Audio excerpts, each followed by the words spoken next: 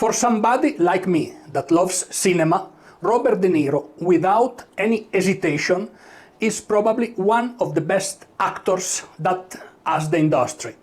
But what happened with people that are extremely important and extremely emblematic, like Robert De Niro? Sometimes they start to think themselves probably a little bit different of what they really are.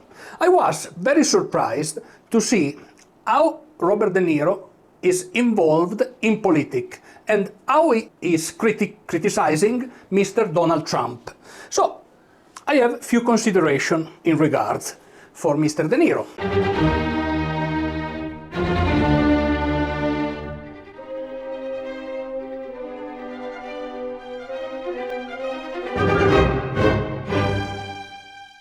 The first consideration is probably that you can have your political orientation, but it comes up to a point where even if you don't like the other candidate, to describe that candidate in a certain way is extremely offensive. So there is a limit even with the people that you do not like, because if you put the conversation to a level where you cannot talk anymore with that people, it will be impossible for the two parties, the two opposite parties, to arrive to agreements and to certain conclusion or bipartisan conclusion.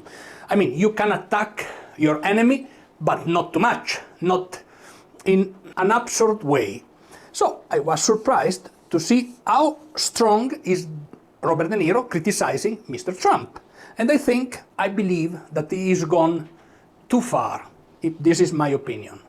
And it arrived to a level that is very difficult to making some steps backward eventually. The second point that I have to consider is that Mr. Donald Trump has already been the president. It will be, in the case he will be elected, it will be his second term.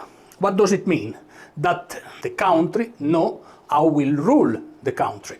So, at the time of Mr. Trump president, things were not going badly. Actually, it was probably quite the opposite. Economy was very good, and at the same time, there is one very important aspect of Mr. Trump presidency that has to be taken in consideration, and I let this point as a last consideration.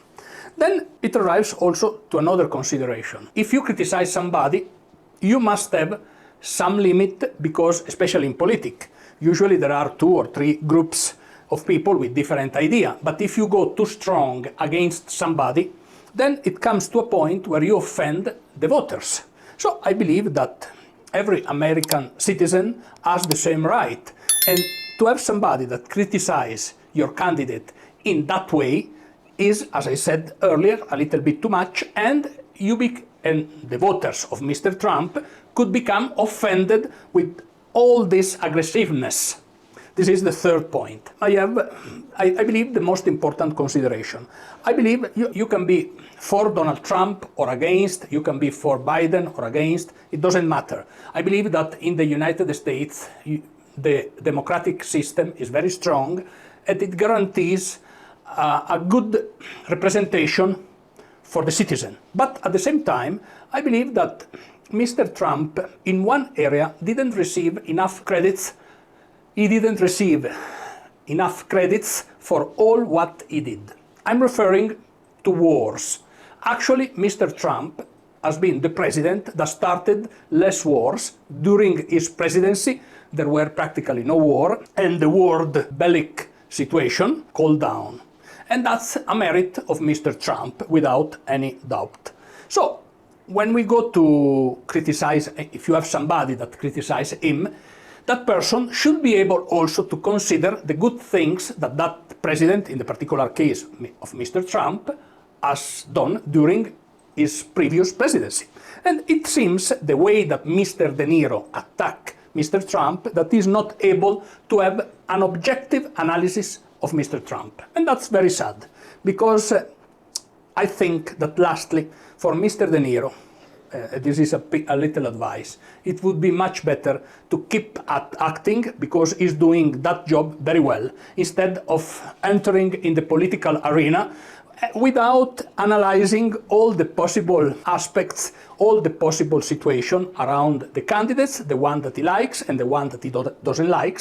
So, in the end, is much better. Mr. De Niro as an actor is much more effective as an actor than becoming so involved in politics. So a little advice for Mr. De Niro. Mr. De Niro, please return to acting and let the politicians to do what they are good to do, which is actually their work, to be a politicians. We have also another consideration. Somebody that criticizes in such way is probably could be defined as radical chic. The concept of radical chic was started to take form probably with all the people that loved Fidel Castro, all the people, the rich people that loved Fidel Castro, without knowing exactly what Fidel Castro was, without knowing exactly the kind of dictator that Mr. Castro was. And all these people, the way they represent themselves, is what we know as radical chic. And there is one simple concept. Usually, the radical chic people, they stay in 5-star hotels, they fly private jets, they drink champagne, and they eat caviar. So, I don't know if it is the case of Mr. De Niro or not, but he could be defined probably as a radical chic. What do you think about that? Let me know in the comments your point of view.